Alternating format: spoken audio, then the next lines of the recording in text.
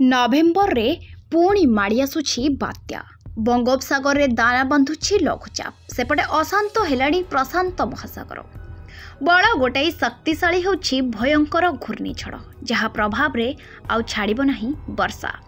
पाणीपाग विभाग देछि एक बड़ सूचना। बंगोपसागर रे पुणी थरे एक लघुचाप क्षेत्र सृष्टि हेबा नै संभावना रहिछि। बंगोपसागर रे लघुचाप नै भारतीय पाणीपाग विज्ञान विभाग पूर्व सूचना देछि। दक्षिण पश्चिम बंगोपसागर रे पुणी थरे एक घूर्णिबलय सृष्टि होइछि बोली कहिछि पाणीपाग विभाग। आगामी 48 घंटा भितर एही घूर्णिबलय लघुचापर रूप नेब। तेबे पाणीपागर एही सूचना परे पांजिरे थिबा बात्या आशंका आहुरी वृद्धि पाइछि। ओडिशा को आगामी दिन में बड़ बात्या आसीपारे बोली द्वंद्व आहुरी बढ़ी जाइछि। मालिका वचन भली कोटी कोटी करी सत हेउछि पंजिका पानी। ओडिशा को नै एक भयंकर भविष्य देखाइछि पंजिका। नवेम्बर मासरे ओडिशा को आउ एक बात्यार सामना करबाकू पड़िबो बोली कहिछि पांजी। बंगोपसागर रे पुणी थरे एक लघुचाप क्षेत्र सृष्टि संभावना एही आशंका को आहुरी द्विगुणित करिछि। तेणु पांजिरे लेखाथिबा भीषण बात्या मध्य ओडिशा पाई विपद होई पारे बोली विश्वास आहुरी दृढ़ होई जाइछि।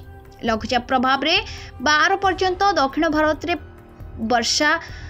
प्रबल वर्षा हेबा नै आशंका करा जाउछि। विशेष करी तमिलनाडु, केरल और पुडुचेरी रे प्रबल वर्षा होई पारे सत होई जाउछि पंजिका वचन। माड़ी आसीबो बात्या। पुणी एक भीषण बात्यार सम्मुखीन हेबो एही सबु उपकूलवर्ती अंचल।